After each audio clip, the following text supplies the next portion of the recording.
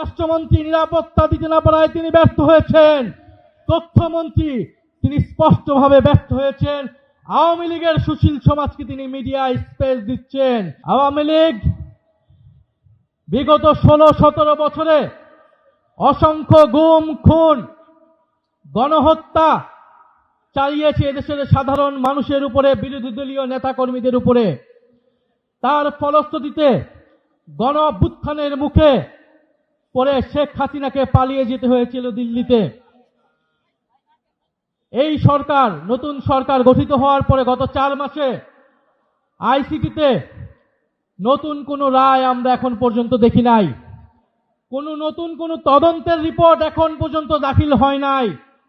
এটা স্পষ্টত যে চিফ প্রসিকিউটরকে বসানো হয়েছে তিনি দায়িত্ব পালনে ব্যর্থ হয়েছেন।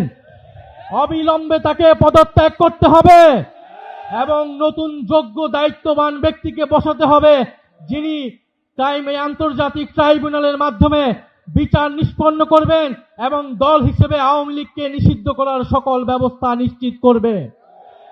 আমরা স্পষ্টভাবে বলতে চাই, গণহত্যার মাধ্যমে আওয়ামী লীগ বিচারের কাঠগড়ায় দাঁড়িয়েছে, আর সংস্কার বাস্তবায়ন না করার ফলে বিএনপি জনগণের কাঠগড়ায় দাঁড় হয়েছে।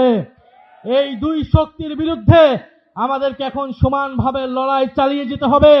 সংস্কার, বিচার এবং বাংলাদেশের সার্বভৌমত্ব রক্ষার জন্য 11 দলীয় ঐক্যের নেতৃত্বে আমাদের এই লড়াই সংসদ এবং সংসদের বাইরে আমরা চালিয়ে যাব।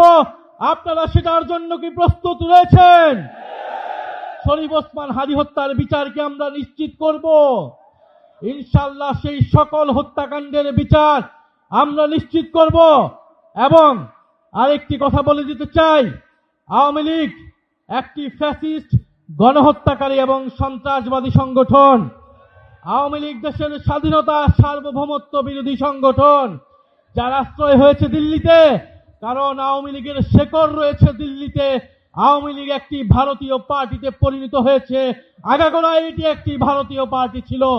ফলে আওয়ামী লীগের দেশে আসার, আওয়ামী লীগের রাজনীতি করার সুযোগ বাংলাদেশে 5ই আগস্টেই সমাপ্ত হয়েছে।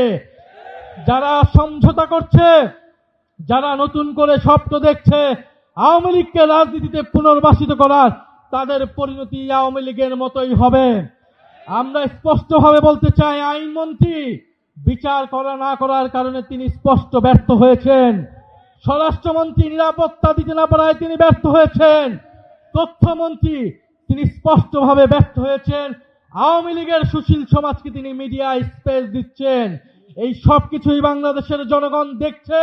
আমরা আজকে এই সমাবেশ থেকে বলতে চাই, জুলাই গণহত্যা সহ, শাপলা হত্যাকাণ্ড সহ, পিলখানা হত্যাকাণ্ড সহ সকল গুম খুন এবং শরীফ ওসমান হাদী হত্যাকাণ্ডের বিচার অবিলম্বে নিশ্চিত করতে হবে। বিচার যদি নিশ্চিত না করা হয়, এই সরকার কোনোভাবেই 5 বছরের মেয়াদ সম্পূর্ণ করতে পারবে না। ফলে ওসমান হাদীর ভাষায় বলতে চাই, আমরা জান দিব কিন্তু জুলাই দিব না। ইনশাআল্লাহ জুলাইয়ের বিজয় হবে।